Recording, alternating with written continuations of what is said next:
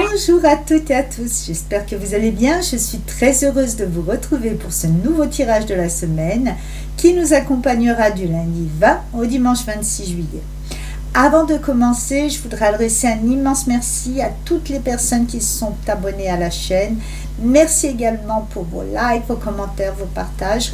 La chaîne est toute récente, alors chacun de vos encouragements compte énormément pour moi, contribue à faire connaître la chaîne et réellement votre soutien me touche énormément.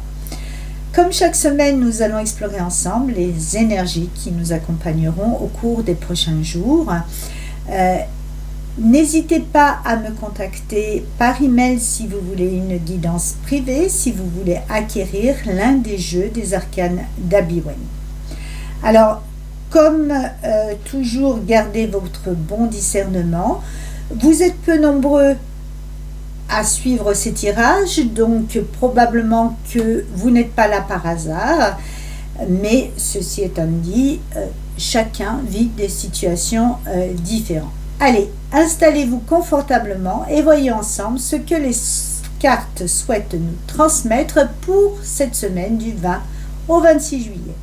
Alors nous allons commencer avec les énergies générales de la semaine et la première carte qui apparaît, c'est le pape. Le pape pour moi, c'est une carte qui nous parle bien sûr de foi, d'espérance, d'espoir, mais pas uniquement au sens religieux du terme.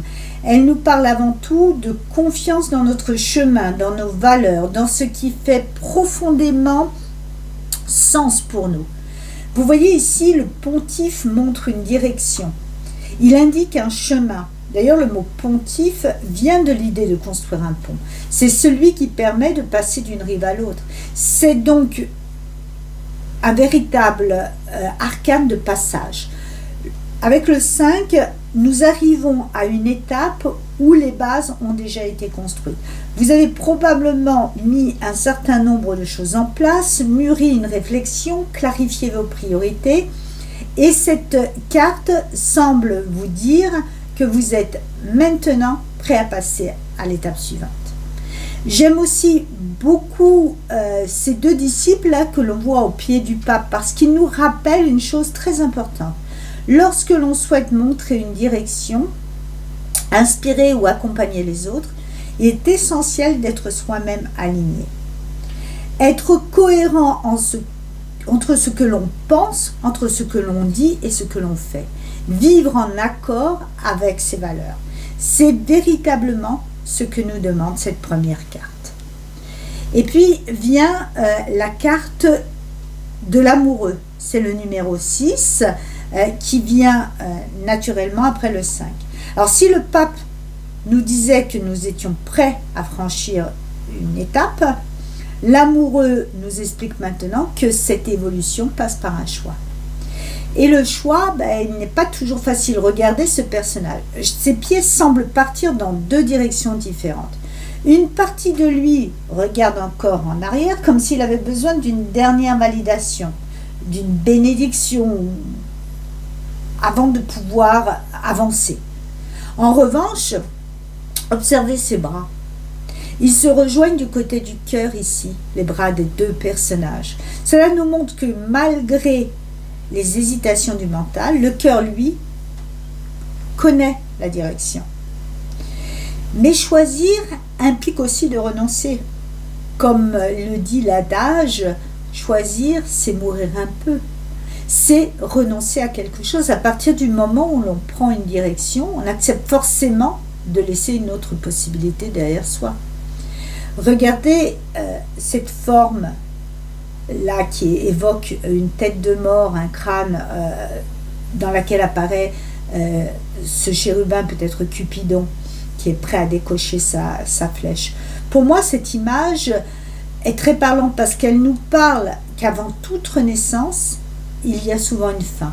Il faut parfois laisser mourir une ancienne façon de penser, une ancienne sécurité ou un ancien projet de manière à pouvoir passer à quelque chose de plus juste, qui va vraiment nous donner plus d'envie. Et cette carte, elle nous invite une nouvelle fois à suivre la voie du cœur, comme la carte du pape qui montrait la voie du cœur. La troisième carte est le mât. Et là, il n'y a pratiquement plus d'hésitation. Le mât prend son baluchon et il part.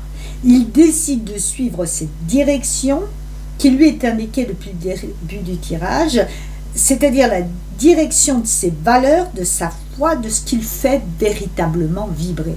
Oui, cela demande probablement de quitter certaines certitudes. Oui, cela demande d'accepter une part d'inconnu. Mais le mât préfère avancer vers quelque chose qui lui ressemble davantage plutôt que de rester dans une situation qui ne lui correspond plus. C'est une énergie de liberté, d'élan, de spontanéité. C'est l'énergie du premier pas.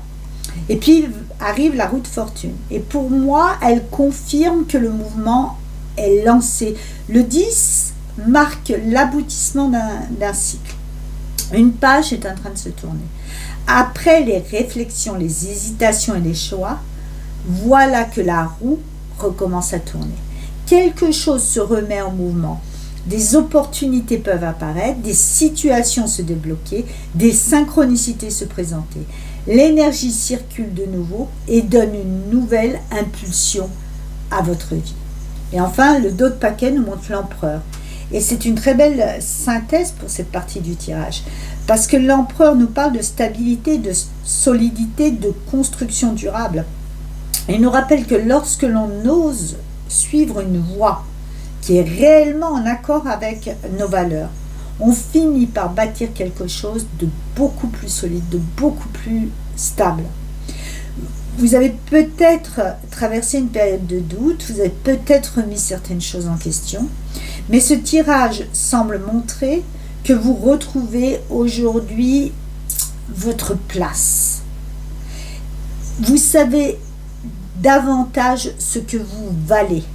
Vous savez davantage où vous allez. Et c'est précisément cette confiance retrouvée qui va vous permettre de construire la suite sur des bases beaucoup plus solides. Alors, nous allons maintenant regarder la sphère matérielle. Et donc, nous prenons ici les cartes de l'art de choisir des arcanes d'Abiwen. Et la première carte, c'est le 9 de cartes. Oh, pardon, c'est le 9 de cœur. Alors, c'est une très belle carte. Elle nous parle de satisfaction, de plaisir, d'épanouissement, de complétude. On sent qu'une forme de sérénité est en train de s'installer. Vous retrouvez progressivement un équilibre et vous commencez à récolter les premiers fruits de ce que vous avez construit. Ce qui est intéressant, c'est que nous retrouvons ici le prolongement de l'empereur, que nous avions donc là en dos de paquet. L'empereur nous parlait de stabilité, de confiance retrouvée, de base solide, et le 9 de cœur semble nous montrer que le résultat de cette stabilité, ce sera un sentiment d'être davantage à votre place et de savoir enfin ce qui vous correspond. Le 9, c'est également un nombre important parce que c'est un nombre d'accomplissement, de maturité. 9, c'est le chiffre de la gestation. Il annonce que l'on arrive au terme d'une étape avant l'ouverture d'un nouveau cycle.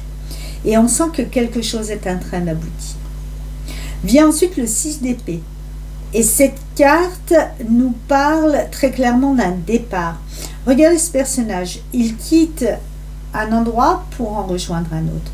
Il n'est pas en train de fuir. Il ne part pas dans la précipitation ni sous le coup d'une impulsion. Il avance avec calme parce qu'il sait que ce qu'il cherche ne se trouve plus là où il est aujourd'hui. Et regardez cette lumière vers laquelle il se dirige. Pour moi, elle représente un nouvel horizon, une nouvelle activité, une nouvelle façon de travailler ou tout simplement une nouvelle manière d'envisager votre vie matérielle. Et nous retrouvons ici exactement l'énergie du mât dans le tirage précédent. Le mât avait décidé de partir. Le 6 d'épée nous montre que désormais, il est en chemin. Apparaît ensuite le 8 de cœur. Lui aussi nous parle d'un départ. Bien sûr, certains d'entre vous vont certainement partir en vacances ou prendre du repos ou changer momentanément d'environnement. Mais si je relis cette carte à l'ensemble du tirage, j'y vois surtout un choix conscient de quitter ce qui ne nourrit plus votre cœur. Le 8 de cœur est une carte qui accepte le renoncement. Pas un renoncement subi, mais vraiment un renoncement choisi. Vous laissez derrière vous une situation, une façon de fonctionner, une activité ou parfois même une sécurité, parce que ça ne vous apporte plus ce que vous recherchez réellement. Et ce qui me frappe particulièrement ici, c'est la direction de la carte. Regardez le 8 de cœur, regarde le 9 de cœur. Pour moi, cette symbolique est très forte. Le départ n'est pas une fuite, il est motivé par quelque chose. Vous quittez une situation parce que vous savez qu'ailleurs, vous trouverez davantage de satisfaction, davantage de plaisir, davantage d'épanouissement. Vous ne partez pas sans objectif, vous avancez vers quelque chose qui correspond beaucoup plus à vos aspirations. Enfin, le dos de paquet nous montre le 9 de bâton. Nous avons encore un 9, et ce n'est pas un hasard. Le 9 nous parlait de satisfaction. Celui-ci nous parle d'expérience, de résilience et de vigilance, parce que vous ne partez pas de zéro.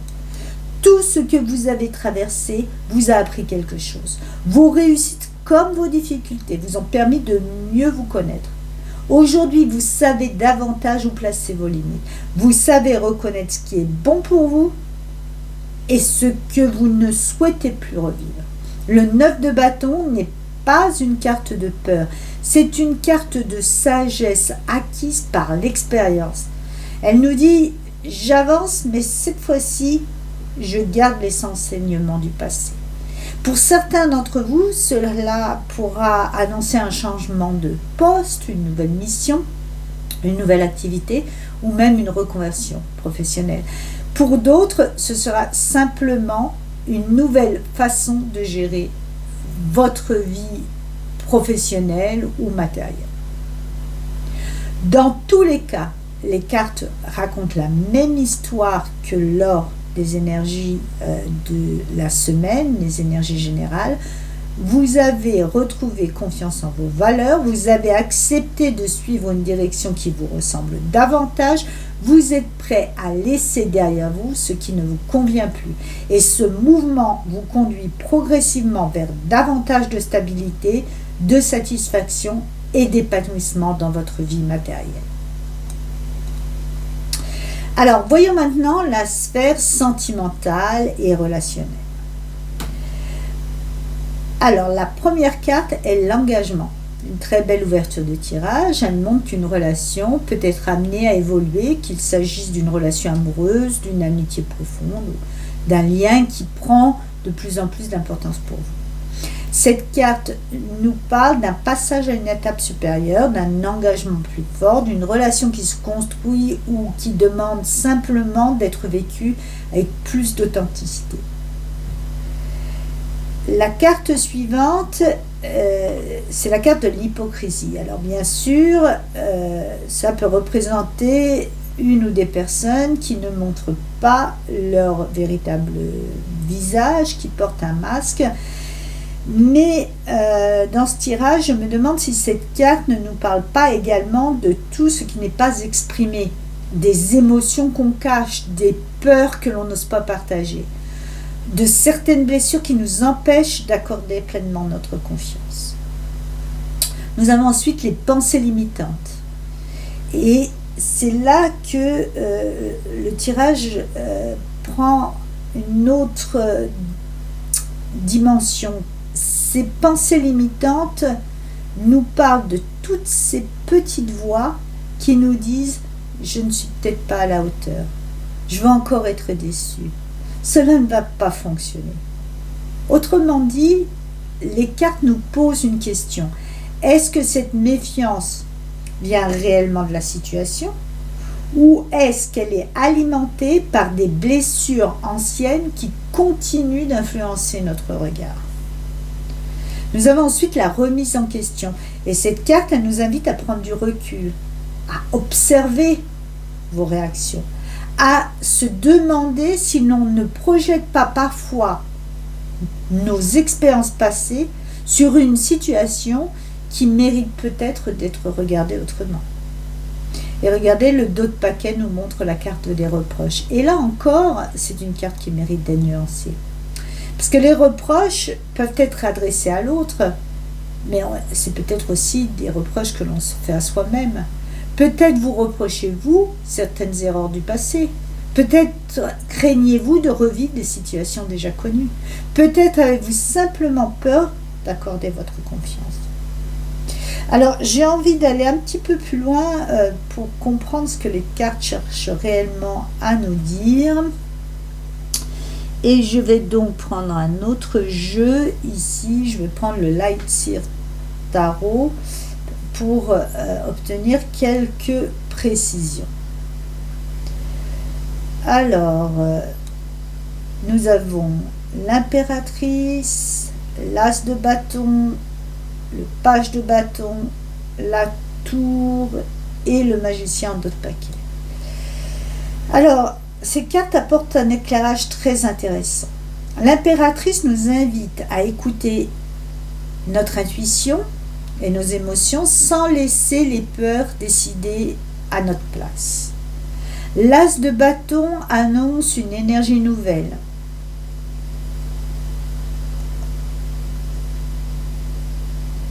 Quelque chose a envie de naître, une nouvelle dynamique, une nouvelle relation ou une nouvelle manière de vivre nos relations. Le page de bâton nous encourage à retrouver davantage de spontanéité, d'authenticité, de confiance. Quant à la tour, je ne crois pas qu'elle annonce la fin d'une relation, je pense plutôt qu'elle vient déconstruire ce qui nous empêchait d'avancer. Certaines croyances, certaines peurs ou certains mécanismes de protection qui n'est peut-être plus nécessaire aujourd'hui. Et le magicien vient éclairer ce tirage parce qu'il nous rappelle que vous avez toutes les ressources pour construire une relation saine, sincère, authentique. Au fond, je crois que le véritable message de ces cartes pour la sphère sentimentale est: si un engagement se présente à vous, ne laissez pas vos blessures du passé décider à votre place. Interrogez vos peurs, écoutez votre intuition, restez fidèle à vos valeurs, mais laissez aussi une place à la confiance. Car il est possible que ce ne soit pas la relation qui ait besoin d'être déconstruite, mais certaines croyances qui nous empêchent de l'accueillir pleinement. Alors, passons à présent aux conseils et aux points de vigilance de la semaine. Donc, nous sommes avec le tarot de la bienveillance et nous avons donc le 6 de terre. Très belle carte d'équilibre, de partage, de générosité. Donc, elle nous invite à trouver le juste équilibre entre ce que nous donnons et ce que nous recevons. Être dans une relation équilibrée avec les autres, sans tomber ni dans l'excès de dons, ni dans le repli sur soi. Le 6 de terre nous rappelle également l'importance de la solidarité. Peut-être aurez-vous l'occasion d'aider quelqu'un cette semaine. Peut-être croiserez-vous une personne qui aura besoin d'un conseil, d'un soutien, d'une écoute, ou simplement de votre présence bienveillante. Et si la vie vous a beaucoup donné ces derniers temps, eh bien cette carte peut aussi vous inviter à transmettre à votre tour. Car partager ne signifie pas uniquement donner des biens matériels, on peut partager son temps, son expérience, ses compétences, son écoute, un sourire, une parole encourageante. Et le dos de paquet nous montre l'appel qui correspond donc au jugement dans le tarot de Marseille. Et ça vient compléter le message du 6 de terre parce que l'appel nous parle de cette petite voix intérieure que l'on ressent parfois. d'une intuition, d'un élan, d'une évidence qui revient régulièrement et qui semble nous inviter à avancer dans une certaine direction. Soyez attentifs aux signes qui pourraient être mis sur votre chemin là, cette semaine. C'est peut-être une rencontre, une conversation, peut-être une opportunité, une idée qui revient avec insistance. Faites attention à cette intuition que vous avez peut-être des fois tendance à mettre de côté. L'appel vous invite à répondre à ce qui résonne. Et je trouve que cela fait pas mal écho au pape que nous avions en début de tirage. Le pape nous demandait d'être alignés avec nos valeurs et de transmettre ce qui nous anime. Le 6 de terre nous demande aujourd'hui de mettre ces valeurs en action dans le partage et la générosité. Et l'appel semble nous dire, n'ayez pas peur de répondre à ce qui vous appelle. Peut-être serez-vous amené à accompagner quelqu'un, peut-être aurez-vous simplement l'occasion de faire une différence dans la vie d'une personne. Parfois c'est un geste ou un mot. Le conseil de cette semaine est peut-être celui-ci, restez dans l'équilibre. Donnez avec le cœur, recevez avec gratitude et soyez attentifs à ce que la vie cherche à vous montrer. Il est possible qu'elle vous appelle vers quelque chose qui va avoir beaucoup de sens pour vous. Alors, voyons maintenant quel sera donc le coup de pouce de l'univers. Alors, nous avons la carte de l'impératrice. Ce qui m'interpelle immédiatement, c'est que cette carte est déjà apparue tout à l'heure lorsque nous avons demandé un complément dans la sphère sentimentale.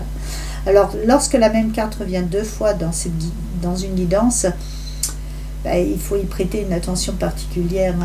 C'est jamais un hasard. L'impératrice, elle semble véritablement être l'une des grandes énergies de votre semaine. Elle vous invite à reprendre confiance en vous, en vos idées, en votre intuition et en votre capacité de créer. Elle vous rappelle que les plus belles constructions commencent souvent par une idée, une envie, un projet ou simplement une nouvelle manière de regarder les choses. Puis nous avons le messager d'eau. C'est une carte qui apporte beaucoup de douceur. Elle peut annoncer un message, une rencontre, une discussion importante, une réconciliation ou simplement une émotion positive qui vient toucher votre cœur. Mais au-delà de l'événement lui-même, je crois que son véritable message est rester ouvert. Ne laissez pas vos peurs et vos déceptions du passé vous empêcher d'accueillir ce que la vie cherche à vous offrir. Et enfin, nous avons donc la reine de terre en dos de paquet, et je trouve que cette carte est une magnifique conclusion, parce que là où l'impératrice imagine, crée, fait naître des projets, la reine de terre, elle les fait grandir. Elle apporte la stabilité, la sécurité, la confiance, la capacité à construire durablement. Pour moi, le coup de pouce de l'univers est donc assez clair. Il ne s'agit pas forcément d'un coup de chance spectaculaire. Il s'agit plutôt de vous donner les bonnes personnes, les bonnes inspirations, les bonnes émotions et les bonnes circonstances pour vous permettre d'avancer avec davantage de confiance. D'ailleurs, si je prends un peu de recul sur l'ensemble de cette guidance, je remarque un très beau fil conducteur. Le pape vous invitait à rester fidèle à vos valeurs. L'amoureux vous demandait de choisir avec le cœur. Le mât osait partir. La roue de fortune remettait les choses en mouvement et l'empereur retrouvait sa stabilité. Et aujourd'hui, l'impératrice, puis la reine de terre, vous montrent que ce mouvement peut maintenant prendre une forme concrète. J'ai vraiment le sentiment que l'univers cherche cette semaine à vous redonner confiance dans votre potentiel créateur, à vous rappeler que vous avez les ressources nécessaires pour construire quelque chose qui vous ressemble vraiment. Et que cette fois-ci, La construction pourra s'appuyer sur des bases beaucoup plus solides. Alors, nous allons maintenant clôturer le tirage avec l'art de penser des arcanes d'Abiwen, qui va peut-être nous offrir une piste de réflexion ou une belle conclusion à l'ensemble de cette guidance. Alors, voyons quel message cette carte semble transmettre aux personnes qui regardent cette vidéo, et nous découvrons donc le 9 de cœur. Et cela me fait immédiatement sourire parce que c'est la deuxième fois que ce 9 de cœur apparaît au cours de cette guidance. Alors, la citation de Catherine Pancol nous dit « L'amour, c'est la plus grande des richesses. L'amour que l'on donne et qu'on reçoit. Et de cette richesse-là, je ne peux me passer. » Et je trouve que cette citation résume presque à elle seule l'ensemble du tirage. Parce que depuis le début, les cartes nous parlent de choix. Le pape nous invitait donc à rester fidèles à nos valeurs. L'amoureux nous demandait de choisir avec le cœur. Le mât osait partir vers une nouvelle direction.